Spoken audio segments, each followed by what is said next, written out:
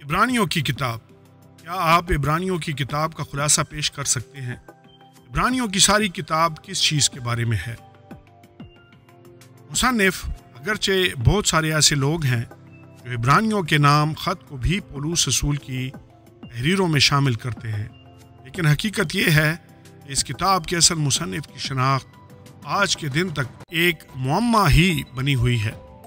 पौलुस रसूल जिस तरह से अपने खतूत में सलाम व आदाब का इस्तेमाल करता है वो इस ख़त में नज़र नहीं आता।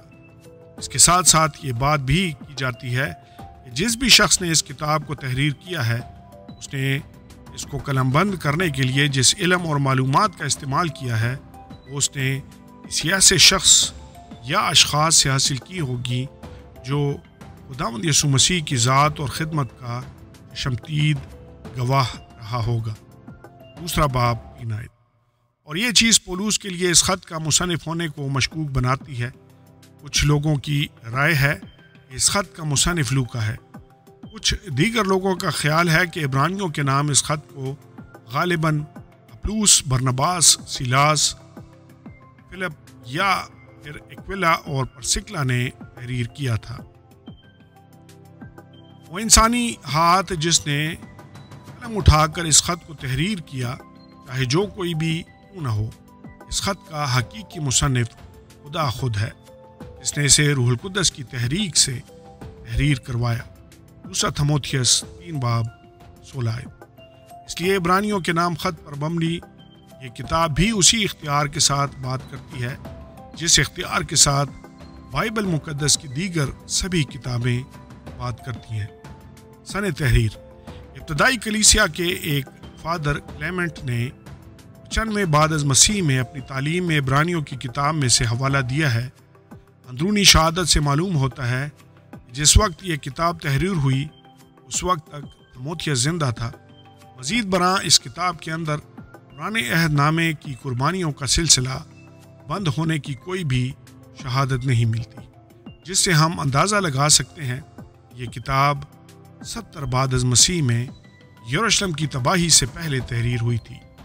बस ये ख्याल किया जाता है कि इस किताब की सन तारीख 65 बाद अज़ मसीह के करीब करीब है। तहरीर का मकसद। मरहूम डॉक्टर वाल्टर मार्टन जो कि क्रिश्चियन रिसर्च इंस्टीट्यूट के बानी और शोरा आफाक किताब किंगडम ऑफ कल्ट्स मुसन्निफ हैं, अपने मज़ाह अंदाज से कहते हैं इब्रानियों की किताब किसी इब्रानी ने ही लिखी थी जिसमें वो अपने इब्रानी बहन भाइयों को ये तालीम दे रहा है इब्रानियों जैसे रवैये छोड़ दो। हकीकत यह है कि यहूदियत से मसीहत में आने वाले बहुत सारे लोग यहूदियों और दीगर लोगों की तरफ से इज़ा रसानी से बचने के लिए दोबारा से आहिस्ता आहिस्ता यहूदी रसूम और रिवाज की तरफ वापस जा रहे थे। ये ख़त उन इज़ा रसानी का शिकार होने वाले ईमानदारों की हौसला अफजाई और नसीहत के लिए है ताकि वो मसीह यस्सु के फजल में अपनी मसीही ज़िंदगियों को जारी रखें। कलीदी आयात। इब्रानियों 1 बाब 1 से 2 आयात। अगले ज़माना में खुदा ने बाप दादा से हिस्सा ब हिस्सा और तरह ब तरह नबियों की मार्फत कलाम करके इस ज़माना के आखिर में हमसे बेटे की मार्फत कलाम किया जिसे उसने सब चीज़ों का वारिस ठहराया और जिसके वसीला से उसने आलम भी पैदा किए। इब्रानियों 2 बाब 3 आयत। वो इतनी बड़ी निजात से गाफिल रहकर हम क्यों कर बच सकते हैं जिसका बयान पहले खुदावंद के वसीला से हुआ और सुनने वालों से हमें पाया सबूत को पहुंचा। इब्रानियों 4 बाब 14 से 16 आयत। जब हमारा एक ऐसा बड़ा सरदार काहिन है जो आसमानों से गुजर गया यानी खुदा का बेटा यस्सू, तो आओ हम अपने इकरार पर कायम रहें, क्योंकि हमारा ऐसा सरदार काहिन नहीं जो हमारी कमज़ोरियों में हमदर्द ना हो सके, बल्कि वो सब बातों में हमारी तरह आजमाया गया तो भी बेगुनाह रहा। बसाओ हम फजल के तख्त के पास दलेरी से चलें ताकि हम पर रहम हो और वो फजल हासिल करें जो ज़रूरत के वक्त हमारी मदद करता है।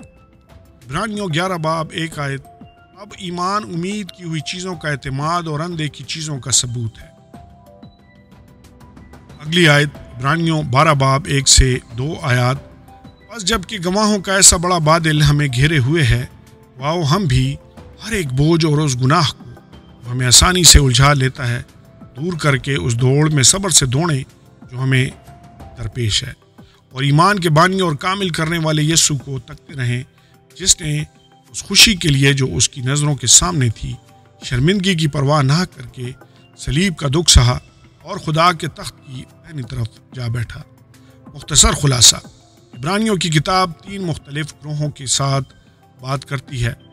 پہلا، مسیح یسوع میں ایمانداروں کے ساتھ، دوسرا ان بے ایمانوں کے ساتھ جن کو مسیح کی ذات کا علم تھا اور عقلی لحاظ سے وہ مسیح کی ذات کے بارے میں حقائق سے بھی واقف تھے، اور تیسرا ان بے ایمانوں کے ساتھ جنہوں نے ایک وقت میں تو مسیح کی ذات میں کشش محسوس کی لیکن پھر بالآخر اسے رد کر دیا۔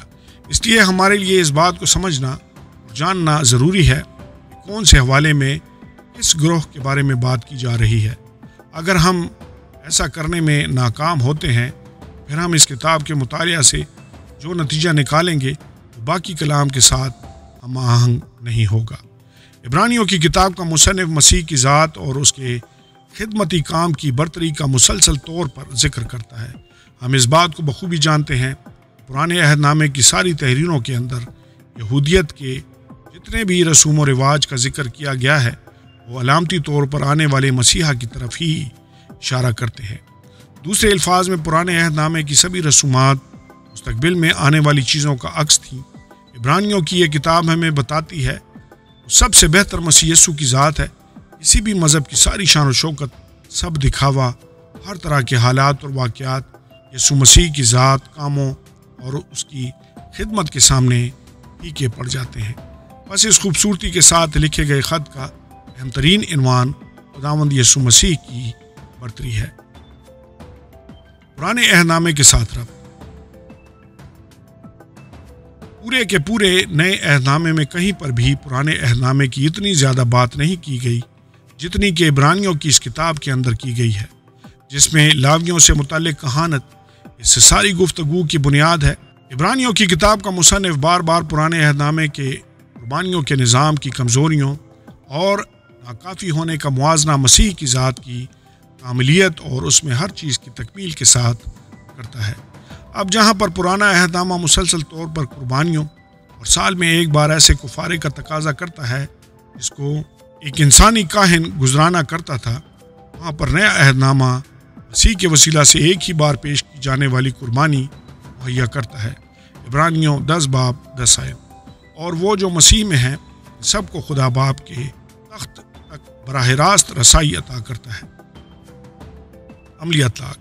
ایک طرف جہاں پر عبرانیوں کے نام لکھا گیا یہ خط مسیحیت کے بنیادی ترین عقائد کے بارے میں معلومات سے بھرا ہوا ہے، تو اس کے ساتھ ہی یہ ہمیں ایمان کے ان ہیروز کی زندگیوں سے جو بہت بڑی بڑی مشکلات اور سخت ترین حالات کے باوجود اپنے ایمان پر قائم رہے، بہت ہی تسلی بخش مثالیں پیش کر کے حوصلہ افزائی بھی فراہم کرتا ہے۔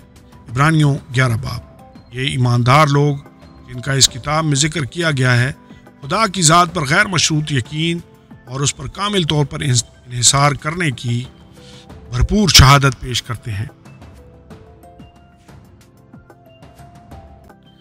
بالکل انہی کی طرح ہم بھی اپنے کسی بھی طرح کے حالات کے باوجود خدا کی طرف سے اس کے مقدسین کی زندگیوں میں کیے گئے کاموں پر غور کرتے ہوئے خدا کے وعدوں کی کامل بھرپوری اور مکمل بھروسہ اور انحصار کر سکتے ہیں۔ عبرانیوں کے نام خط کا مصنف ایمانداروں کو بہت زیادہ حوصلہ افزائی فراہم کرتا ہے، لیکن وہ اپنی اس تحریر کے اندر 5 بڑے واضح انتباہات کو بھی پیش کرتا ہے جن پر ہمیں لازمی طور پر غور کرنا چاہیے۔ پہلا، ایمانداروں کے سامنے ہر وقت درست چیزوں کو نظر انداز کرنے کا خطرہ، عبرانیوں 2 باب 1 سے 4 آیات۔ دوسرا، بے ایمانی کا خطرہ، 3 باب 7 آیت تا 4 باب 13 آیات۔ تیسرا، ایمانداری میں نابالغ پن کا خطرہ، عبرانیوں 5 باب 11 آیت تا 6 باب 20 آیت۔ چوتھا، برداشت کرنے میں ناکامی کا خطرہ، عبرانیوں 10 باب 26 سے 39 آیات۔ اور پانچواں، خدا کی ذات کا انکار کرنے کا خطرہ، عبرانیوں 12 باب 25 سے 29 آیات موجود رہتا ہے۔ بس ہم اپنے عقائد کے حوالے سے بہت ہی عمدہ اور بھرپور کتاب کے اندر حوصلہ افزائی کے تازہ چشموں کے ساتھ ساتھ اپنی مسیحی زندگیوں میں سستی کے حوالے سے بہت ہی عمدہ اور عملی انتباہات بھی پاتے ہیں، لیکن اس کے علاوہ بھی اس کتاب کے اندر بہت کچھ اور پیش کیا گیا ہے۔ یہ کتاب ہمارے ایمان کے بانی اور کامل کرنے والے مسیح کی ذات کی ایک انتہائی شاندار تصویر بھی پیش کرتی ہے۔ آمین اور آمین۔ یعقوب کی کتاب۔ کیا آپ یعقوب کی کتاب کا خلاصہ پیش کر سکتے ہیں؟ یعقوب کی ساری کتاب کس چیز کے بارے میں ہے؟ مصنف، اس خط کا مصنف یعقوب ہے، جسے یعقوب راست باز بھی کہا جاتا ہے اور جسے یسوع مسیح کا بھائی سمجھا جاتا ہے۔ متی 13 باب 55 آیت، مرکز 6 باب 3 آیت۔ یسوع کے مردوں میں سے جی اٹھنے سے پہلے تک یعقوب مسیح پر ایمان نہیں لایا تھا۔ اعمال 1 باب 14 آیت، پہلا کرنتھیوں 15 باب 7 آیت، غلطیوں 1 باب 19 آیت۔ وہ بعد میں یروشلم کی کلیسیا کا سربراہ بنا تھا اور اس کے بارے میں پہلا ذکر کلیسیا کے رکن کے طور پر کیا گیا ہے۔ سن تحریر۔ یعقوب کا خط قریباً نئے عہد نامے کی سب سے قدیم ترین کتاب ہے، جسے 50 بعد از مسیح میں یروشلم میں ہونے والی پہلی مجلس سے بھی پہلے قریباً 45 بعد از مسیح میں قلم بند کیا گیا تھا۔ ایک تاریخ دان یوسیفس کے مطابق یعقوب کو غالباً 62 بعد از مسیح میں شہید کیا گیا تھا۔ تحریر کا مقصد۔ کچھ لوگوں کا خیال ہے کہ یہ خط ایمان کے بارے میں پولس رسول کی حد سے زیادہ ولولہ انگیز تشریح کے رد عمل میں لکھا گیا تھا۔ ایسے لوگوں کے نزدیک صرف ایمان پر توجہ مرکوز کرنے کا نظریہ دراصل انتہا پسندانہ تصور لا اخلاقیت کہلاتا ہے، جس کا ماننا ہے کہ مسیح پر ایمان لانے کے بعد کوئی بھی شخص شریعت کے تمام قوانین، ہر طرح کی قانون پرستی، تمام معاشرتی قوانین اور معاشرے کی تمام اخلاقیات سے پوری طرح آزاد ہو جاتا ہے۔ یعقوب کا خط یہودیت سے پہلے مسیحیت میں آنے والے ایمانداروں سے مخاطب ہے، جو تمام قوموں میں بکھرے ہوئے تھے۔ یعقوب 1 باب 1 آیت۔ مارٹن لوتھر، جو اس خط کو ناپسند کرتا اور اسے بھوسے کا خط کہتا تھا، وہ اس بات کو سمجھنے میں ناکام رہا ہے کہ یعقوب کی اعمال کے بارے میں تعلیم پولس کی ایمان سے متعلق تعلیم کی تردید کی بجائے اس کی تکمیل ہے۔ اگرچہ پولس کی تعلیمات خدا کے حضور ہمارے راز باز ٹھہرائے جانے پر توجہ دیتی ہے، مگر یعقوب کی تعلیمات ان اعمال کی بات کرتی ہے جو راز باز ٹھہرائے جانے کی وضاحت کرتے ہیں۔ یعقوب اصل میں مسیحیت میں نئے آنے والے یہودیوں کے لیے لکھ رہا تھا تاکہ وہ نئے ایمان میں مسلسل بڑھتے رہنے میں ان کی حوصلہ افزائی کر سکے۔ یعقوب اس بات پر زور دیتا ہے کہ روح القدس سے بھرپور زندگیوں میں نئے اعمال فطری طور پر رونما ہوتے جاتے ہیں، اور پھر وہ کہتا ہے کہ اگر کوئی شخص ایماندار ہونے کا اعلان کرتا ہے لیکن اس کی زندگی میں روح کے پھل نظر نہیں آتے، تو پھر اس کے حوالے سے یہ بات مشکوک ہو سکتی ہے کہ آیا وہ نجات دینے والے ایمان کا حامل ہے یا نہیں۔ پولس رسول بھی غلطیوں 5 باب 22 سے 23 آیات میں بالکل ایسے ہی بیان کرتا ہے۔ کلیدی آیات۔ یعقوب 1 باب 2 سے 3 آیات۔ آئے میرے بھائیوں، جب تم طرح طرح کی آزمائشوں میں پڑو تو اس کو یہ جان کر کمال خوشی کی بات سمجھنا کہ تمہارے ایمان کی آزمائش صبر پیدا کرتی ہے۔ یعقوب کی کتاب میں سے دوسری کلیدی آیت 1 باب 19 آیت۔ آئے میرے پیارے بھائیوں، یہ بات تم جانتے ہو، بس ہر آدمی سننے میں تیز اور بولنے میں دھیرا اور قہر میں دھیما ہو۔ یعقوب کی کتاب میں سے تیسری کلیدی آیت یعقوب 2 باب 17 سے 18 آیات۔ اسی طرح ایمان بھی اگر اس کے ساتھ اعمال نہ ہوں تو اپنی ذات سے مردہ ہے، بلکہ کوئی کہہ سکتا ہے کہ تو ایماندار ہے اور میں عمل کرنے والا ہوں، تو اپنا ایمان بغیر اعمال کے تو مجھے دکھا اور میں اپنا اعمال سے تجھے دکھاؤں گا۔ یعقوب کی کتاب میں سے چوتھی کلیدی آیت یعقوب 3 باب 5 آیت۔ اسی طرح زبان بھی ایک چھوٹا سا عضو ہے اور بڑی شیخی مارتی ہے، دیکھو تھوڑی سی آگ سے کتنے بڑے جنگل میں آگ لگ جاتی ہے۔ آمین اور آمین۔ مختصر خلاصہ، یعقوب کا خط حقیقی مذہب پہلا باب 1 سے 27 آیات، حقیقی ایمان 2 باب 1 آیت تا 3 باب 12 آیت، اور حقیقی حکمت 3 باب 13 آیت تا 5 باب 20 آیت کے ذریعہ سے ایمان سے بھرپور زندگی کا خاکہ پیش کرتا ہے۔ یہ خط متی 5 سے 7 ابواب میں درج یسوع کے پہاڑی واز کے ساتھ غیر معمولی مماثلت رکھتا ہے۔ یعقوب پہلے باب میں ایمان سے بھرپور زندگی کی تمام تر خصوصیات کو بیان کرنے کے وسیلہ سے اس خط کا آغاز کرتا ہے۔ 2 باب اور 3 باب کے آغاز میں وہ معاشرتی انصاف، عمل پر مبنی ایمان کے موضوع پر گفتگو کرتا ہے۔ اس کے بعد وہ دنیاوی اور الہی حکمت کے مابین فرق کا موازنہ پیش کرتا اور ہمیں بدی سے منہ موڑنے اور خدا کے نزدیک آنے کو کہتا ہے۔ یعقوب ان مالدار لوگوں کی سخت سرزنش کرتا ہے جو ذخیرہ اندوزی کرتے اور خود پر انحصار کرتے ہیں۔ آخر میں وہ خط کا اختتام ایمانداروں کی اس بات میں حوصلہ افزائی کے ساتھ کرتا ہے کہ وہ مصیبت میں صبر کریں، ایک دوسرے کے لیے دعا کریں، ایک دوسرے کی دیکھ بھال کریں اور باہمی رفاقت کے ذریعہ سے ایمان کو تقویت دیں۔ پرانے عہد نامے کے ساتھ ربط، یعقوب کا خط ایمان اور اعمال کے مابین تعلق کا حتمی بیان ہے۔ یعقوب اپنے خط میں ان یہودی مسیحیوں کے لیے لکھ رہا تھا جو موسوی شریعت اور اس کے اعمال کے نظام میں مضبوطی سے جکڑے ہوئے تھے۔ وہ اس مشکل سچائی کی وضاحت میں کافی وقت صرف کرتا ہے کہ شریعت کے کاموں کے وسیلہ سے کوئی بھی شخص راست باز نہیں ٹھہرتا۔ غلطیوں 2 باب 16 آیت۔ وہ ان پر واضح کرتا ہے کہ اگرچہ وہ مختلف طرح کے تمام قوانین اور رسومات کی پیروی کرنے کی پوری کوشش کرتے ہیں، مگر ایسا کرنا ممکن نہیں، کیونکہ شریعت کے کسی چھوٹے سے حکم کی خلاف ورزی بھی انہیں تمام شریعت کا قصوروار بنا دیتی ہے۔ یعقوب 2 باب 10 آیت۔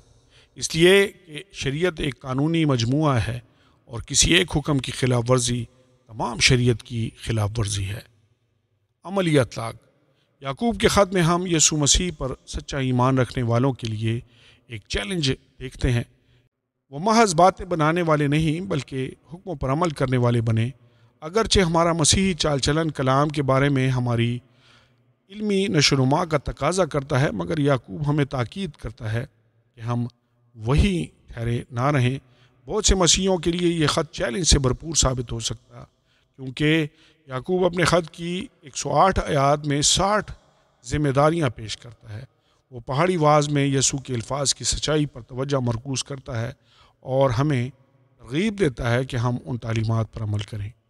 وہ اس تصور کے ساتھ اپنے خط کا اختتام کرتا ہے کہ یہ بات قدرے ممکن ہے کہ کوئی شخص مسیحی ہو جائے لیکن اس کے باوجود وہ گناہ میں زندگی گزارتا رہے اور راز بازی کے پھل ظاہر نہ کرے۔ یعقوب کہتا ہے کہ ایسا ایمان تو شیاطین بھی رکھتے ہیں اور تھرتھراتے ہیں۔ یعقوب 2 باب 19 آیت۔ مگر ایسا ایمان نجات نہیں دے سکتا ہے، کیونکہ اس کی تصدیق ان اعمال کے وسیلہ سے نہیں ہوتی جو نجات بخش ایمان کا اظہار ہوتے ہیں۔ افسیوں 2 باب 10 آیت۔ اچھے اور نیک اعمال نجات کا وسیلہ نہیں بلکہ اچھے اور نیک اعمال نجات کا نتیجہ ہیں۔ آمین اور آمین۔ پہلا پطرس کی کتاب، کیا آپ پہلا پطرس کی کتاب کا خلاصہ پیش کر سکتے ہیں؟ پہلا پطرس کی تمام کتاب کس چیز کے بارے میں ہے؟ مصنف پہلا پطرس پہلا باب پہلی آیت بیان کرتی ہے کہ اس کتاب کا مصنف پطرس رسول ہے۔ سن تحریر، پہلا پطرس کا خط غالباً 60 اور 65 بعد از مسیح کے درمیانی عرصہ میں لکھا گیا تھا۔ تحریر کا مقصد، پطرس کا پہلا خط دراصل ان ایمانداروں کو لکھا گیا جو قدیم دنیا کے اندر مختلف مقامات پر پراگندی کی حالت میں بکھرے ہوئے تھے اور اس دور میں سخت قسم کی ایذا رسانی کا سامنا کر رہے تھے۔ اگر کوئی ان لوگوں کے درمیان حقیقی ایذا رسانی کو سمجھتا تھا تو وہ پطرس خود تھا۔ اسے کئی دفعہ انجیل کی منادی کی وجہ سے بہت زیادہ پیٹا گیا، دھمکایا گیا، سزائیں دی گئیں اور قید میں ڈالا گیا۔ وہ اس بات کو جانتا تھا کہ اس ساری ایذا رسانی کو بغیر کسی کڑواہٹ کے، بغیر امید کو کھوئے، مکمل طور پر تابعداری میں رہتے ہوئے اور مسیح میں ایک فتح مند زندگی گزارتے ہوئے برداشت کرنے کے لیے کیا کچھ چاہیے تھا۔ مسیح میں زندہ امید کے علم کا پیغام دراصل مسیح یسوع کی اپنی ذات کا نمونہ ہی تھا۔ جس کو اپنانے کی ضرورت تھی۔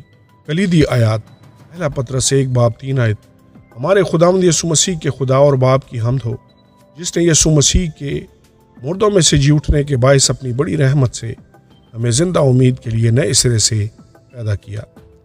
دوسری کلیدی آیت، پہلا پطرس 2:9۔ لیکن تم ایک برگزیدہ نسل، شاہی کاہنوں کا فرقہ، مقدس قوم اور ایسی امت ہو جو خدا کی خاص ملکیت ہے، تاکہ اس کی خوبیاں ظاہر کرو جس نے تمہیں تاریکی سے اپنی عجیب روشنی میں بلایا ہے۔ تیسری کلیدی آیت، پہلا پطرس 2:24۔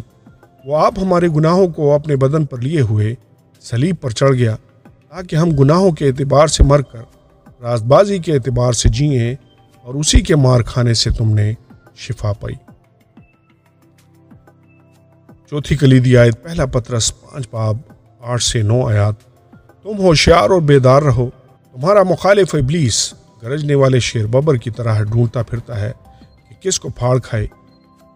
تم ایمان میں مضبوط ہو کر اور یہ جان کر اس کا مقابلہ کرو کہ تمہارے بھائی جو دنیا میں ہیں ایسے ہی دکھ اٹھا رہے ہیں۔ آمین اور آمین۔ مختصر خلاصہ، اگرچہ عیزہ رسانی کا یہ وقت بہت زیادہ کٹھن تھا، لیکن پطرس رسول اس خط میں ظاہر کرتا ہے کہ اس کے لیے یہ وقت خوشی کا سبب رہا ہے۔ وہ کہتا ہے کہ اپنے نجات دہندہ کے نام کی خاطر دکھ اٹھانے کو عزت کی بات سمجھا جانا چاہیے، کیونکہ ہمارے نجات دہندہ نے ہماری خاطر دکھ اٹھایا تھا۔ اس خط میں ہم پطرس کے مسیح کے 7 شخصی تجربات اور اعمال کی کتاب میں بیان کردہ اس کے پیغام کا حوالہ دیکھتے ہیں۔ پطرس اس بات کی تصدیق کرتا ہے کہ شیطان مسیحیوں کا سب سے بڑا دشمن ہے، لیکن مستقبل میں خداوند یسوع مسیح کی آمد ثانی مسیحیوں کے لیے بہت بڑی امید کا باعث ہے۔ پرانے عہد نامے کے ساتھ ربط۔ پطرس پرانے عہد نامے شریعت اور انبیاء کے بارے میں اچھی خاصی واقفیت رکھتا تھا۔ یہی وجہ ہے کہ وہ پرانے عہد نامہ کے بہت سارے حوالہ جات کی یسوع مسیح یعنی مسیحا کی زندگی اور خدمت کی روشنی میں وضاحت کرنے کے قابل تھا۔ پہلا پطرس 1:16 میں وہ احبار 11:44 کا حوالہ دیتا ہے، پاک ہو اسی لیے کہ میں پاک ہوں۔ لیکن اس سے پہلے وہ اس بات کی وضاحت کرتا ہے کہ پاکیزگی کو شریعت کی تابعداری کرنے سے حاصل نہیں کیا جا سکتا، بلکہ یہ اس فضل کے وسیلہ سے حاصل ہوتی ہے جو مسیح پر ایمان لانے والوں پر ہوتا ہے۔ 13 مزید برآں پطرس یسایہ 28:16 اور 118 زبور 22 میں مذکور کونے کے سرے کے پتھر کی وضاحت مسیح کی ذات کے طور پر کرتا ہے، جسے یہودیوں نے اپنی نافرمانی اور بے ایمانی کی وجہ سے رد کر دیا تھا۔ پرانے عہد نامے کے مزید حوالہ جات میں مسیح کا گناہ سے مبرہ ہونا، پہلا پطرس 2:22 بالموازنہ یسایہ 53:9 اور خدا کی قدرت کی مدد سے راست بازی کی زندگی جو برکت کا سبب بنتی ہے گزارنے کی نصیحت شامل ہے۔ پہلا پطرس 3:10-12 34:12-16 پہلا پطرس 5:5 انسال 3:34 عملی اطلاق۔ تمام مسیحیوں کو ابدی زندگی کا پختہ یقین دیا گیا ہے۔ مسیح کے ساتھ اپنے تعلق رکھنے کا ایک طریقہ یہ ہے کہ اس کے دکھوں میں شامل ہوا جائے۔ ہمارے لیے یہ ایسے لوگوں کی طرف سے بے عزتی اور گالم گلوچ کو برداشت کرنے کے مترادف ہے جو ہماری مسیحی زندگی کی وجہ سے ہمیں تانے دیتے ہیں اور خیال کرتے ہیں کہ اگر ہم اپنے مسیحی ایمان کے مطابق زندگی گزارتے ہیں تو ہم خود راستی کا مظاہرہ کر رہے ہیں۔ اس چیز کا اگر مسیح کے ان دکھوں کے ساتھ موازنہ کیا جائے جو اس نے ہماری خاطر سہے تھے تو یہ اس کے مقابلے میں کچھ بھی نہیں ہے۔ اس وقت یہ دنیا اور شیطان آپ کو دکھ دینے کے لیے آپ پر نشانہ باندھتے ہیں تو آپ کو چاہیے کہ آپ ہر اس چیز کے لیے اٹھ کھڑے ہوں جس کے بارے میں آپ روح القدس کی ہدایت کی روشنی میں یہ جانتے ہیں اور ایمان رکھتے ہیں کہ وہ درست ہے۔ آمین اور آمین۔ دوسرا پطرس کی کتاب۔ کیا آپ دوسرا پطرس کی کتاب کا خلاصہ پیش کر سکتے ہیں؟ دوسرا پطرس کی ساری کتاب کس چیز کے بارے میں ہے؟ مصنف دوسرا پطرس کے پہلے باب کی پہلی آیت واضح طور پر بیان کرتی ہے کہ اس خط کا مصنف پطرس رسول ہے۔ نئے عہد نامے کی کسی بھی اور کتاب کے کسی مصنف کی تصنیفی حیثیت کو اس قدر چیلنج نہیں کیا گیا جتنا کہ پطرس رسول کے اس خط کے مصنف ہونے کو چیلنج کیا گیا ہے۔ تاہم ابتدائی کلیسا کے رہنماؤں کو اس حقیقت کی تردید کرنے کی کوئی مناسب یا مستند وجہ نہ ملی کہ اس خط کا مصنف پطرس رسول نہیں ہے۔ بس ہمارے پاس بھی اس بات کی تردید کرنے کا کوئی موزوں جواز نہیں ہے جس کی بنا پر کہا جا سکے کہ دوسرا پطرس کا مصنف پطرس رسول نہیں ہے۔ سن تحریر پطرس کا دوسرا عام خط پطرس رسول کی زندگی کے آخری حصے میں قلم بند کیا گیا تھا۔ چونکہ پطرس نیرو شہنشاہ کے دور حکومت کے دوران روم میں شہید کیا گیا تھا، اس لیے پطرس رسول کی موت یقیناً 68 بعد از مسیح سے پہلے ہوئی ہوگی، اور زیادہ امکان یہی ہے پطرس رسول نے دوسرا عام خط 65 سے 68 بعد از مسیح کے درمیانی عرصہ میں قلم بند کیا تھا۔ تحریر کا مقصد پطرس رسول پوری طرح آگاہ تھا جھوٹے استاد کلیسیاؤں میں سرایت کرتے جا رہے ہیں۔ وہ مسیحیوں سے اپنے ایمان میں ترقی کرنے اور مضبوط ہونے کا تقاضا کرتا ہے تاکہ وہ ان دنوں فروغ پاتی بدعات کا پتہ لگائیں اور ان کا مقابلہ کر سکیں۔ خدا کے کلام کی حقانیت اور خداوند یسوع مسیح کی دوسری آمد پر زور دیتا ہے۔ کلیدی آیات دوسرا پطرس پہلا باب 3 سے 4 آیات۔ کیونکہ اس کی الہی قدرت نے وہ سب چیزیں زندگی اور دینداری سے متعلق ہیں ہمیں اس کی پہچان کے وسیلہ سے عنایت کی، جس نے ہم کو اپنے خاص جلال اور نیکی کے ذریعہ سے بلایا، جن کے باعث اس نے ہم سے قیمتی اور نہایت بڑے وعدے کیے، تاکہ ان کے وسیلہ سے تم اس خرابی سے چھوٹ کر جو دنیا میں بری خواہش کے سبب سے ہے ذات الہی میں شریک ہو جاؤ۔ دوسری کلیدی آیت دوسرا پطرس 3 باب 9 آیت۔ خداوند اپنے وعدہ میں دیر نہیں کرتا، ایسی دیر بعض لوگ سمجھتے ہیں، بلکہ ہمارے بارے میں تحمل کرتا ہے، اس لیے کہ کسی کی ہلاکت نہیں چاہتا، بلکہ یہ چاہتا ہے کہ سب کی توبہ تک نوبت پہنچے۔ تیسری کلیدی آیت دوسرا پطرس 3 باب 18 آیت۔ بلکہ ہمارے خداوند اور منجی یسوع مسیح کے فضل اور عرفان میں بڑھتے جاؤ، اس کی تمجید اب بھی ہو اور ابد ہوتی رہے، آمین۔ اس خط کا کلیدی لفظ علم ہے، جو اپنے مترادف الفاظ کی صورت میں دوسرا پطرس میں کم از کم 13 بار استعمال ہوا ہے۔ مختصر خلاصہ، پطرس رسول یہ جانتے ہوئے کہ اس کے پاس وقت بہت کم ہے، دوسرا پطرس 1 باب 13 سے 15 آیات اور ان کلیسیاؤں کو خطرے کا سامنا ہے، دوسرا پطرس 2 باب 1 سے 3 آیات، اپنے قارئین سے مطالبہ کرتا ہے کہ وہ اپنی یادوں کو تازہ کریں، دوسرا پطرس پہلا باب 15 آیت، اور اپنے دلوں کو ابھاریں، دوسرا پطرس 3 باب 1 سے 2 آیات، تاکہ وہ اس کی تعلیم کو یاد رکھیں، دوسرا پطرس 1 باب 15 آیت۔ وہ ایمانداروں کو چیلنج کرتا ہے کہ وہ اہم مسیحی خوبیوں کو اپنے ایمان میں شامل کرنے کے وسیلہ سے اس میں اور زیادہ پختہ ہوں، تاکہ اس طرح وہ مسیح کے عرفان میں مؤثر اور پھلدار ہوتے جائیں، دوسرا پطرس 1 باب 5 سے 9 آیات۔ پرانے اور نئے عہد نامے کے مصنفین کو ان کے ایمان کے اختیار کی وجہ سے سامنے رکھا جاتا ہے، دوسرا پطرس 1 باب 12 سے 21 آیات، 3 باب 2 آیت، 3 باب 15 سے 16 آیات۔ پطرس رسول کی خواہش ہے کہ ایماندار ان جھوٹے استادوں کا مقابلہ کرنے کے لیے اپنے ایمان میں مضبوط ہو جائیں جو کلیسیاؤں میں خفیہ طور پر سرایت کر چکے ہیں اور انہیں پوری طرح متاثر کر رہے ہیں۔ ان کی مذمت کرتے ہوئے پطرس رسول ان کا طرز عمل، ان کی سزا اور ان کی خصوصیات بیان کرتا ہے، دوسرا پطرس دوسرا باب، اور یہ بھی بیان کرتا ہے کہ ایسے لوگ خداوند یسوع کی دوسری آمد کا مذاق اڑاتے ہیں، دوسرا پطرس 3 باب 3 سے 7 آیات۔ پطرس رسول سکھاتا ہے کہ خداوند کی دوسری آمد مسیحیوں کے لیے مقدس زندگی گزارنے کی ترغیب ہے، دوسرا پطرس 3 باب 14 آیات۔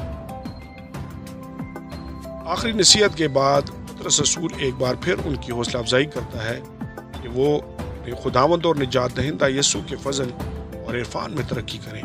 خط کا اختتام اپنے خداوند اور نجات دہندہ کی تعریف کے ساتھ کرتا ہے، دوسرا پطرس 3 باب 18 آیت۔ پرانے عہد نامے کے ساتھ ربط، جھوٹے نبیوں کی مذمت کرتے ہوئے پطرس رسول پرانے عہد نامے کے ایک عام مرکزی موضوع کو دہراتا ہے، اس کے بارے میں اس کے قارئین پوری طرح واقف ہوں گے۔ بہت سے ابتدائی ایماندار یہودیت سے مسیحیت میں آئے تھے، جنہیں شریعت اور صحائف کے بارے میں اچھی طرح سکھایا گیا تھا۔ جب پطرس رسول دوسرا پطرس پہلا باب 19 سے 21 آیات میں پرانے عہد نامے کے نبیوں کے کلام کا ذکر کرتا ہے تو وہ جھوٹے نبیوں کی مذمت کے ساتھ ساتھ اس بات کی تصدیق بھی کرتا ہے کہ سچے نبی پاک روح کے وسیلہ سے کلام کرتے تھے۔ دوسرا سیموئیل 23 باب 2 آیت۔ جھوٹے نبیوں پر تنقید کے لحاظ سے یرمیہ نبی بھی ایسے ہی پرزور انداز سے خدمت کرتا ہے اور پوچھتا ہے کہ کب تک نبیوں کے دل میں رہے گا، جھوٹی نبوت کریں، ہاں اپنے دل کی فریب کاری کے نبی ہیں۔ یرمیہ 23 باب 26 آیت۔ یقیناً ایسے دھوکے باز اور جھوٹے نبی جن سے پرانے اور نئے عہد نامے میں خدا کے لوگ پریشان تھے آج بھی پائے جاتے ہیں، اور یہ بات پطرس رسول کے دوسرے خط کو ہمارے موجودہ زمانے میں اتنا ہی اہم بنا دیتی ہے جتنا یہ 2000 سال پہلے تھا۔ عملی اطلاق۔ 21ویں صدی کے مسیحی ہونے کی حیثیت سے ہم ان پہلی صدی کے مسیحیوں کے مقابلے میں خداوند کی دوسری آمد کے زیادہ قریب ہے۔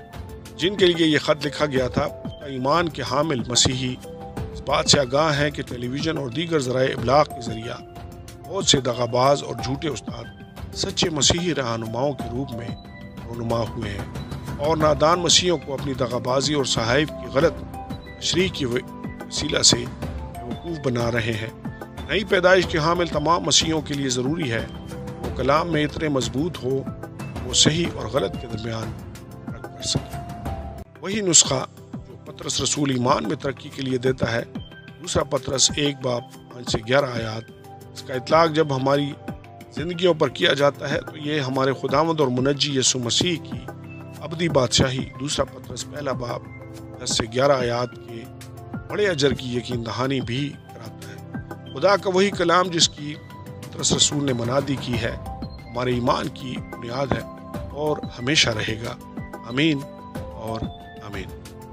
پہلا یوحنا کی کتاب۔ کیا آپ پہلا یوحنا کی کتاب کا خلاصہ پیش کر سکتے ہیں؟ پہلا یوحنا کی کتاب کس چیز کے بارے میں ہے؟ مصنف یوحنا کا 1، 2 اور 3 خطوط کو شروع ہی سے اس یوحنا کے ساتھ منسوب کیا جاتا ہے جو رسول ہے اور جس نے یوحنا کی انجیل بھی لکھی ہے۔ خدا کے مشمولات، طرز تحریر اور ذخیرہ الفاظ اس نتیجے کی تصدیق کرتے معلوم ہوتے ہیں کہ یہ تینوں خطوط انہی قارئین سے مخاطب ہیں جن سے یوحنا کی انجیل مخاطب ہے۔ سن تحریر۔ یوحنا کا پہلا خط غالباً 85 سے 95 بعد از مسیح کے درمیانی عرصہ میں قلم بند کیا گیا تھا۔ تحریر کا مقصد۔ یوحنا کا پہلا خط ایک ایسا خلاصہ معلوم ہوتا ہے جو یہ فرض کرتا ہے کہ قاری یوحنا کی طرف سے لکھی گئی انجیل کی تعلیمات سے واقف ہیں، اور یہ خط مسیح پر قارئین کے ایمان کی بدولت ان کو مستحکم امید بھی بخشتا ہے۔ یوحنا کا پہلا خط اس بات کی نشاندہی کرتا ہے کہ قارئین کو غناستیت، رفاعیت اور ادریت، ایک مذہبی رجحان جو یہ تجویز کرتا ہے کہ انسان کی روحانی رہائی کا ذریعہ علم یا معرفت ہے، کے نظریے کا سامنا تھا، جو دوسری صدی میں ایک بہت ہی زیادہ سنگین مسئلہ بن چکا تھا۔ مذہبی فلسفے کی حیثیت سے اس نظریے کا ماننا تھا کہ مادہ بدی ہے اور روح نیکی ہے۔ اس فلسفے کے مطابق ان دونوں یعنی مادہ اور روح یا بدی اور نیکی کے مابین تناؤ کا حل علم یا معرفت ہے، جس کے وسیلہ سے انسانی دنیاوی معاملات سے روحانی معاملات کی جانب ترقی کرتا ہے۔ انجیل کے پیغام کے معاملہ میں یہ رجحان مسیح کی شخصیت کے تعلق سے 2 چھوٹے مفروضات کو جنم دیتا ہے۔ پہلا عقیدہ عدم بشریت، یسوع کی بشریت کا انکار کر کے اس کی ذات کو صرف ایک روح کے طور پر دیکھنا، اور دوسرا نظریہ سیرنتھین ازم جو یسوع کی ذات میں دوہرے ان کی تعلیمات دیتا ہے۔ اس کے مطابق یسوع بعض اوقات انسان تھا اور بعض اوقات خدا۔ یوحنا کے پہلے خط کا بنیادی مقصد ایمان کے عقائد پر حدود مقرر کرنا اور ایمانداروں کو ان کی نجات کی یقین دہانی کرانا ہے۔ کلیدی آیات۔ پہلا یوحنا کی کتاب میں سے پہلی کلیدی آیت پہلا باب 1 سے 9 آیات اگر اپنے گناہوں کا اقرار کریں تو وہ ہمارے گناہوں کے معاف کرنے اور ہمیں ساری ناراستی سے پاک کرنے میں سچا اور عادل ہے۔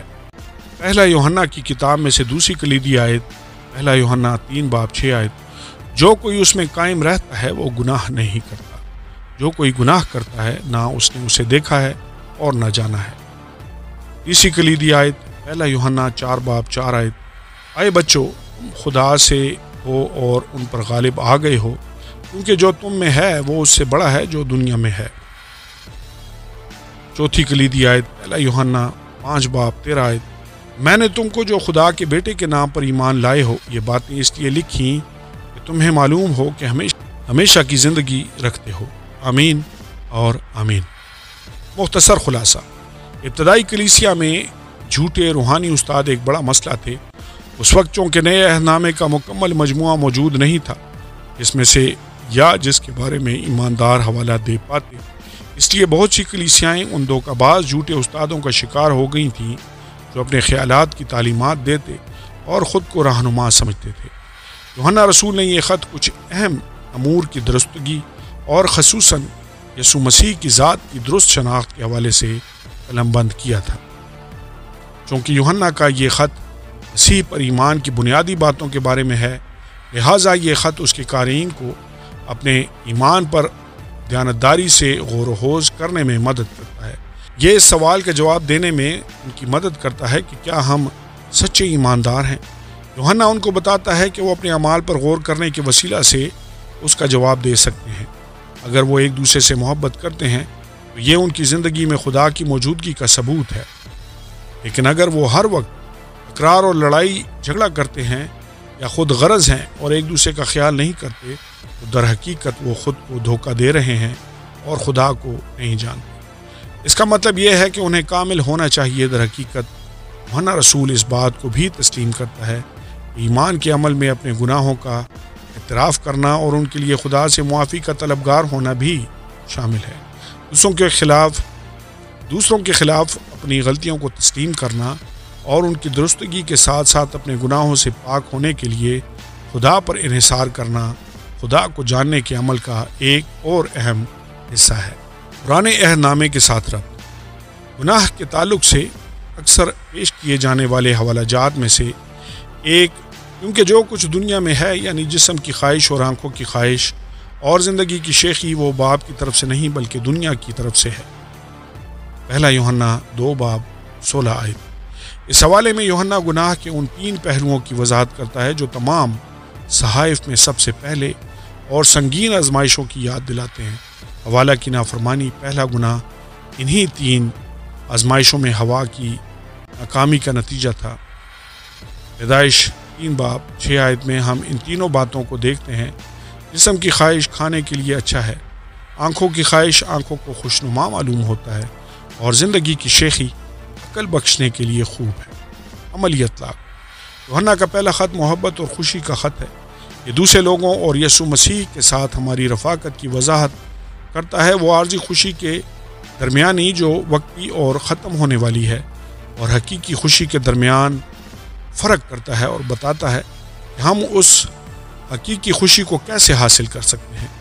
اگر ہم یوحنا کے لکھے ہوئے الفاظ کو اپنائیں اور اپنی روزمرہ زندگیوں پر ان کا اطلاق کریں، وہ حقیقی محبت، رفاقت اور خوشی جس کی ہم شدید خواہش کرتے ہیں ہمیں حاصل ہو جائیں گی۔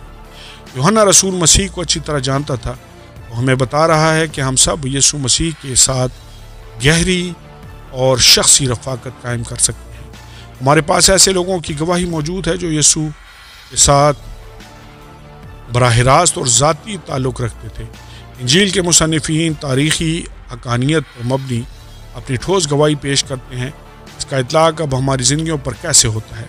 انجیل ہمیں بتاتی ہے کہ یسوع خدا کے بیٹے کی حیثیت سے اس دنیا میں آیا ہے تاکہ ہمارے ساتھ فضل، رحم، محبت اور قبولیت پر مبنی اتحاد قائم کرے۔ بہت دفعہ لوگوں کا خیال ہوتا ہے کہ یسوع ہم سے بہت دور ہے، وہ ہماری روزمرہ کی جدوجہد، معاملات اور پریشانیوں کے بارے میں در حقیقت کچھ فکر نہیں کرتا۔ مگر یوحنا رسول ہمیں بتاتا ہے کہ یسوع زندگی کے سادہ اور آسان حصوں کے علاوہ مشکل اور پریشان کن حصوں میں بھی ہمارے ساتھ ساتھ ہے۔ یوحنا اپنے ذاتی تجربات کی تصدیق اس گواہی کے ساتھ کرتا ہے کہ خدا انسان بنا اور ہمارے درمیان رہے۔ اس کا مطلب یہ ہے کہ مسیح ہمارے ساتھ رہنے کے لیے زمین پر آیا تھا اور وہ اب بھی ہمارے ساتھ ساتھ رہتا تھا۔ جس طرح وہ اپنی زمینی زندگی کے دوران یوحنا کے ساتھ ساتھ رہا تھا، اسی طرح وہ ہر روز ہمارے ساتھ ساتھ چلتا ہے۔ ہمیں اس سچائی کا اپنی زندگیوں پر اطلاق کرنے کی ضرورت ہے اور اس طرح سے زندگی بسر کرنے کی ضرورت ہے جیسے یسوع ہر ایک دن کے ہر ایک لمحے ہمارے ساتھ کھڑا ہوتا ہے۔ اگر ہم اس سچائی کو عملی جامہ پہناتے ہیں تو مسیح ہمیں زیادہ سے زیادہ اپنے مانند بنانے کے وسیلہ سے ہماری زندگیوں میں پاکیزگی کا اضافہ کرے گا۔ آمین اور آمین۔ دوسرا یوحنا کی کتاب۔ کیا آپ دوسرا یوحنا کی کتاب کا خلاصہ پیش کر سکتے ہیں؟ دوسرا یوحنا کی کتاب کس چیز کے بارے میں ہے؟ مصنف یوحنا رسول کا دوسرا خط اپنے مصنف کا براہ راست ذکر نہیں کرتا۔ ابتدائی کلیسیا کی روایت کے مطابق اس خط کا مصنف یوحنا رسول تھا۔ گزشتہ کئی برسوں سے مختلف طرح کی قیاس آرائیاں ہوتی چلی آ رہی ہیں کہ شاید خداوند یسوع مسیح کا یوحنا نامی ایک اور شاگرد اس خط کا مصنف ہو۔ تاہم تمام شواہد اسی یوحنا کی طرف اشارہ کرتے ہیں جو خداوند یسوع کا پیارا شاگرد تھا، جس نے یوحنا کی انجیل بھی قلم بند کی تھی۔ سن تحریر۔ یوحنا رسول کا دوسرا خط بھی غالباً اسی دور یعنی 85 سے 95 بعد از مسیح میں لکھا گیا ہوگا جب یوحنا کا پہلا اور تیسرا خط قلم بند کیا گیا تھا۔ تحریر کا مقصد۔ یوحنا کا دوسرا خط ایک فوری اور لازمی استدعا ہے۔ یوحنا رسول کہتا ہے کہ اس کے قارئین کو چاہیے کہ وہ ایک دوسرے سے محبت رکھیں اور کلام مقدس کی پیروی میں اپنی زندگیاں بسر کرنے کے حکم کی تعمیل کے ذریعے خدا اور اس کے بیٹے یسوع مسیح میں اپنی محبت کا اظہار کریں۔ یوحنا کا دوسرا خط ان دھوکہ بازوں پر نظر رکھنے کے حوالے سے بھی ایک سخت نصیحت ہے جو یہ دعویٰ کر رہے تھے کہ مسیح حقیقت میں جسمانی طور پر زندہ نہیں ہوا تھا۔ کلیدی آیات۔ دوسرا یوحنا 6 آیت۔ اور محبت یہ ہے کہ ہم اس کے حکموں پر چلیں۔ یہ وہی حکم ہے جو تم نے شروع سے سنا ہے کہ تمہیں اس پر چلنا چاہیے۔ دوسری کلیدی آیت۔ دوسرا یوحنا 8 سے 9 آیات۔ اپنی بابت خبردار رہو تاکہ جو محبت ہم نے کی ہے وہ تمہارے سبب سے ضائع نہ ہو جائے بلکہ تم کو پورا اجر ملے۔ جو کوئی آگے بڑھ جاتا ہے اور مسیح کی تعلیم پر قائم نہیں رہتا اس کے پاس خدا نہیں۔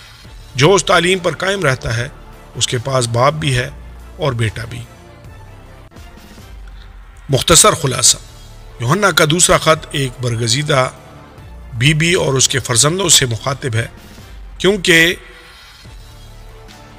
کلیسیا میں یہ عورت یا تو بہت زیادہ عزت دار خیال کی جاتی تھی یا پھر اس خاص ضابطہ اخلاق کی حامل تھی جس کے بارے میں کلیسیا اور اس کی جماعت کو بتایا گیا ہے، جن دنوں میں مسیحیوں پر بڑا ظلم و ستم کیا جا رہا تھا۔ اس وقت اکثر اس خفیہ انداز سے دوسروں کو سلام و آداب پیش کیا جانا عام تھا۔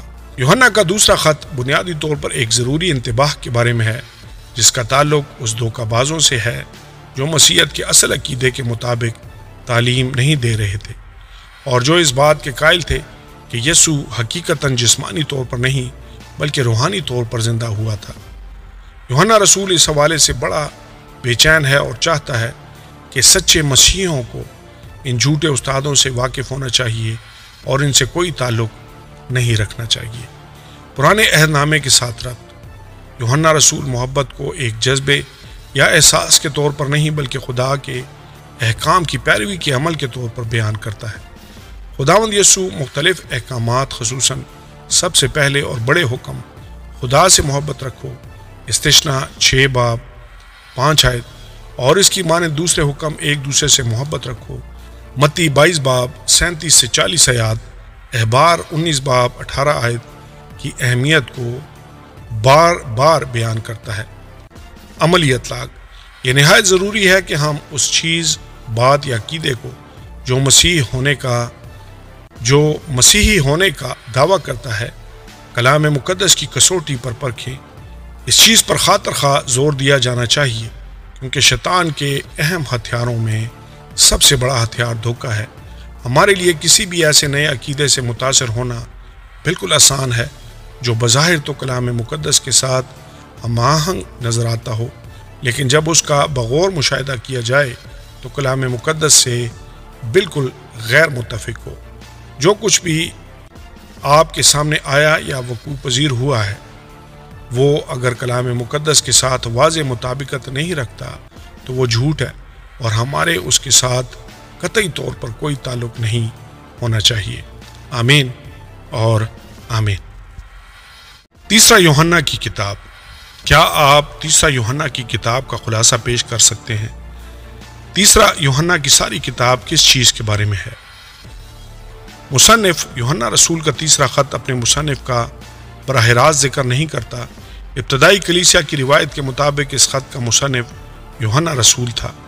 گزشتہ کئی برسوں سے مختلف طرح کی قیاس آرائیاں ہوتی چلی آ رہی ہیں کہ شاید خداوند یسوع مسیح کا یوحنا نامی ایک اور شاگرد اس خط کا مصنف ہو، تاہم تمام شواہد اسی یوحنا کی جانب اشارہ کرتے ہیں جو خداوند یسوع کا پیارا شاگرد تھا اور جس نے یوحنا کی انجیل بھی قلم بند کی تھی۔ سن تحریر۔ یوحنا رسول کا تیسرا خط بھی غالباً اسی دور یعنی 85 سے 95 بعد از مسیح میں لکھا گیا ہوگا جب یوحنا کا پہلا اور دوسرا خط قلم بند کیا گیا تھا۔ تحریر کا مقصد۔ یوحنا اس تیسرے خط کو 3 مقاصد کے تحت لکھتا ہے۔ سب سے پہلے وہ اپنے پیارے خدمتی ساتھی گیوس کی ان منادی کرنے والوں کی خدمت اور مہمان نوازی کے لیے تعریف اور حوصلہ افزائی کرنا چاہتا ہے جو انجیل کے پیغام کو ایک جگہ سے دوسری جگہ لے کر جا رہے تھے۔ دوسرا وہ دتروفیس نامی ایک آمر رہنما کو خبردار کرتا ہے اور بالواسطہ طور پر اسی کے رویے کے حوالے سے تنبیہ اور مذمت کرتا ہے جس نے آسیا کے صوبے میں ایک کلیسیا پر قبضہ کیا ہوا تھا اور جس کا طرز عمل براہ راست طور پر ان تمام تر باتوں کی مخالفت کر رہا تھا جن کے بارے میں رسول اپنے پیغام میں تعلیم دیتے تھے۔ تیسرے نمبر پر وہ دیمیتریوس کے کردار کو سراہتا ہے جس کے بارے میں بتایا گیا تھا کہ وہ سب کے لیے اچھی گواہی ثابت ہوا تھا۔ کلیدی آیات۔ تیسرا یوحنا 4 باب۔ میرے لیے اس سے بڑھ کر اور کوئی خوشی نہیں کہ میں اپنے فرزندوں کو حق پر چلتے ہوئے سنوں۔ تیسرا یوحنا 11 آیت۔ آئے پیارے، بدی کی نہیں بلکہ نیکی کی پیروی کر۔ نیکی کرنے والا خدا سے ہے، بدی کرنے والے نے خدا کو نہیں دیکھا۔ مختصر خلاصہ۔ اپنے معمول کے مطابق سچائی پر زور دیتے ہوئے یوحنا مسیح میں اپنے انتہائی پیارے گیوس کے نام لکھتا ہے۔ گیوس افسس کے شہر کی نواح میں ایک دولت مند اور نمایاں شخص ہے۔ یوحنا اپنے ان منادی کرنے والے ساتھیوں کے لیے گیوس کی فکر مندی اور مہمان نوازی کے لیے اس کی بڑی تعریف کرتا ہے جن کا مشن انجیل کو جگہ جگہ لے کر جانا تھا، اور یہ منادی کرنے والے کچھ مقامات سے تو واقف تھے لیکن بہت سارے مقامات سے وہ ناواقف تھے۔ یوحنا گیوس نیک کام کرتے رہنے اور بدی سے کنارہ کرنے کی تلقین کرتا ہے جیسا کہ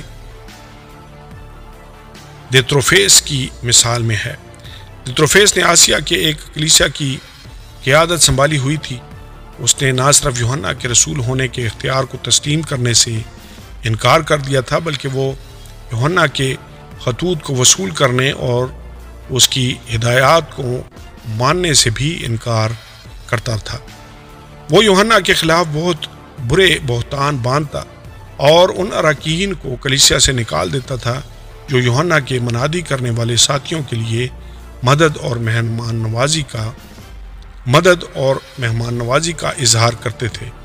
اپنے خط کے اختتام سے پہلے یوحنا دیمیتریوس کی مثال کو بھی سراہتا ہے جس کے بارے میں اس نے عمدہ باتیں سنی تھیں۔ پرانے عہد نامے کے ساتھ ربط۔ پرانے عہد نامے میں اجنبیوں کی مہمان نوازی کی بے شمار مثالیں پائی جاتی ہیں۔ اسرائیل میں مہمان نوازی کے عمل میں کسی اجنبی کو پیارے اور احسن طریقے سے گھر میں مدعو کرنا اور اسے کھانا، رہائش اور تحفظ دینا بھی شامل تھا۔ پیدائش 18 باب 2 سے 8 آیات، 19 باب 1 سے 8 آیات، ایوب 31 باب 16 سے 23 آیات اور 31 سے 32 آیات۔ اس کے علاوہ پرانے عہد نامے کی تعلیمات بنی اسرائیل کو ان اجنبی لوگوں کے طور پر پیش کرتی ہیں جو خدا کی مہمان نوازی پر انحصار کرتے تھے۔ 39 زبور 12 آیت۔ اور خدا جو مہربان ہے وہ انہیں مصر کی غلامی سے نجات دینے اور بیابان میں انہیں کھانا کھلانے اور لباس مہیا کرنے کے ذریعے سے ان کی ضروریات کو پورا کرتا ہے۔ خروج 16 باب استثنا 8 باب 2 سے 5 آیات۔ عملی اطلاق ہمیشہ کی طرح یوحنا رسول اس خط میں بھی انجیل کی سچائی پر عمل کرنے کی اہمیت پر زور دیتا ہے۔ اپنے مسیحی بہن بھائیوں کی مہمان نوازی، مدد اور حوصلہ افزائی کرنا مسیح یسوع کی تعلیمات کے کچھ بنیادی اصولوں میں سے ہیں، اور گیوس اس خدمت میں واقعی ایک بہترین مثال ہے۔ ہمیں کلیسیاؤں اور گھروں میں مدعو کرنے کے وسیلہ سے ان کی مہمان نوازی کرنی چاہیے۔ انجیل کے خادمین ہماری طرف سے مدد اور حوصلہ افزائی کے مستحق ہیں۔ آمین اور آمین۔ یہودا کی کتاب۔ کیا آپ یہودا کی کتاب کا خلاصہ پیش کر سکتے ہیں؟ یہودا کی ساری کتاب کس چیز کے بارے میں ہے؟ مصنف یہودا کے خط کے پہلے باب کی پہلی آیت اس خط کے مصنف کے طور پر یہودا کی شناخت کرتی ہے، جو یعقوب کا بھائی ہے۔ یہ ممکنہ طور پر خداوند یسوع کے سوتیلے بھائی یہودا کے بارے میں بھی حوالہ ہو سکتا ہے، کیونکہ یسوع کا ایک سوتیلا بھائی یعقوب بھی ہے۔ متی 13 باب 55 آیت۔ غالباً یہودا مسیح کے لیے عزت و تعظیم کے باعث خود کو خداوند یسوع کے بھائی کی حیثیت سے پیش نہیں کرتا۔ سن تحریر۔ یہودا کا خط پطرس کے دوسرے خط سے گہرا تعلق رکھتا ہے۔ اس خط کی سن تصنیف کا انحصار اس بات پر ہے کہ آیا تصنیف کے وقت یہودا نے دوسرا پطرس سے مدد لی تھی، یا پطرس رسول نے دوسرا پطرس کی تحریر کے دوران یہودا کے خط سے مدد لی تھی۔ یہودا کا خط غالباً 60 سے 80 بعد از مسیح کے درمیانی عرصہ میں قلم بند کیا گیا تھا۔ تحریر کا مقصد۔ یہودا کا خط اس موجودہ دور میں ہمارے لیے ایک اہم کتاب ہے، کیونکہ یہ آخر زمانے کے لیے یعنی کلیسیا کے آخری دور کے بارے میں لکھی گئی ہے۔ کلیسیائی دور کا آغاز عید پینتیکوست کے دن سے ہوا تھا۔ یہودا کا خط وہ واحد کتاب ہے جو مکمل طور پر بدعات کے بارے میں ہے۔ یہودا لکھتا ہے کہ برے اعمال برگشتگی کا ثبوت ہیں۔ وہ ہمیں ایمان کے لیے جان فشانی کرنے کی نصیحت کرتا ہے، کیونکہ گیہوں میں کڑوے دانے بھی شامل ہو گئے ہیں، اور کلیسیا میں پائے جانے والے جھوٹے نبیوں کے باعث مقدسین خطرے میں ہیں۔ یہودا کا خط چھوٹا مگر مطالعے کے اعتبار سے بائبل مقدس کی ایک اہم کتاب ہے، جو غالباً ہر ایک دور کی کلیسیا کے لیے اہم ہے، لیکن یوں محسوس ہوتا ہے جیسے کہ یہ آج کے مسیحیوں کے لیے لکھی گئی ہے۔ کلیدی آیات۔ یہودا 3 باب۔ آئی پیارو، جس وقت میں تم کو اس نجات کی بابت لکھنے میں کمال کوشش کر رہا تھا جس میں ہم سب شریک ہیں، تو میں نے تمہیں یہ نصیحت لکھنا ضرور جانا کہ تم اس ایمان کے واسطے جان فشانی کرو جو مقدسوں کو ایک ہی بار سونپا گیا تھا۔ یہودا 17 سے 19 آیات۔ لیکن اے پیارو، ان باتوں کو یاد رکھو جو ہمارے خداوند یسوع مسیح کے رسول پہلے کہہ چکے ہیں۔ وہ تم سے کہا کرتے تھے کہ آخر زمانہ میں ایسے ٹھٹھا کرنے والے ہوں گے جو اپنی بے دینی کی خواہشوں کے موافق چلیں گے۔ یہودا کی کتاب میں سے تیسری کلیدی آیت، یہودا 24 سے 25 آیات۔ اب جو تم کو ٹھوکر کھانے سے بچا سکتا ہے اور اپنے پرجلال حضور میں کمال خوشی کے ساتھ بے عیب کر کے کھڑا کر سکتا ہے، اس خدا واحد کا جو ہمارا منجی ہے جلال اور عظمت اور سلطنت اور اختیار ہمارے خداوند یسوع مسیح کے وسیلہ سے جیسے ازل سے ہے، اب بھی ہو اور عبدالآباد رہے، آمین۔ مختصر خلاصہ۔ 3 آیات کے مطابق یہودا ہماری نجات کے بارے میں لکھنے کے لیے بے چین تھا، تاہم ایمان کے لیے جان فشانی کے بارے میں بات کرنے کے لیے وہ اپنے موضوع کو بدل لیتا ہے۔ یہ ایمان مسیحی عقائد کے اس مکمل مجموعے کو پیش کرتا ہے جو یسوع مسیح نے سکھایا۔ اور جو بعد میں رسولوں کو سونپا گیا تھا۔ جھوٹے استادوں کے بارے میں خبردار کرنے کے بعد 4 سے 16 آیات یہودا ہمیں نصیحت کرتا ہے کہ ہم روحانی جنگ میں کس طرح کامیاب ہو سکتے ہیں۔ 20 سے 21 آیات۔ ان دنوں میں جب ہم اخیر ایام میں سے گزر رہے ہیں تو اس خط میں بیان کی گئی حکمت کو قبول کرنا اور اس پر عمل پیرا ہونا ہمارے لیے بہت اچھا اور ضروری ہے۔ پرانے عہد نامے کے ساتھ ربط۔ یہودا کا خط پرانے عہد نامے کے بہت سارے حوالہ جات سے بھرا پڑا ہے، جن میں مصر سے خروج 5 آیت، شیطان کی بغاوت 6 آیت، سدوم اور عمورہ 7 آیت، موسیٰ کی موت 9 آیت، قائن 11 آیت، بلعام 11 آیت، کورح 11 آیت، ہنوک 14 سے 15 آیات اور آدم 14 آیت کے بارے میں حوالے ملتے ہیں۔ یہودا کی طرف سے سدوم اور عمورہ، قائن، بلعام اور کورح کے بارے میں مشہور تاریخی مثالوں کے استعمال نے یہودیت سے مسیحیت میں آنے والے ایمانداروں کو یاد دلایا ہے کہ مسیحی زندگی میں حقیقی ایمان اور فرمانبرداری انتہائی ضروری ہیں۔ عملی اطلاق۔ ہم تاریخ کے خاص دور میں سے گزر رہے ہیں اور اس اعتبار سے یہ چھوٹی سی کتاب آخری ایام میں درپیش انوکھے چیلنجوں سے نمٹنے میں ہماری بہت زیادہ مدد کر سکتی ہے۔ آج کے مسیحیوں کو جھوٹے عقائد کے بارے میں محتاط رہنا چاہیے، کیونکہ اگر ہم کلام مقدس کی تعلیم میں مضبوط نہیں رہتے تو جھوٹے استاد اور جھوٹی تعلیمات بآسانی ہمیں گمراہ کر سکتے ہیں۔ ہمیں انجیل کو جاننے، اس کی حفاظت اور دفاع کرنے اور مسیح یسوع کی بادشاہی کو قبول کرنے کی ضرورت ہے، جس کا اظہار ہماری زندگیوں میں مکمل طور پر روحانی تبدیلی سے ہوتا ہے۔ مستند اور صحیح عقیدہ ایمان ہمیں ہمیشہ مسیح جیسے طرز عمل کی عکاسی کرتا ہے۔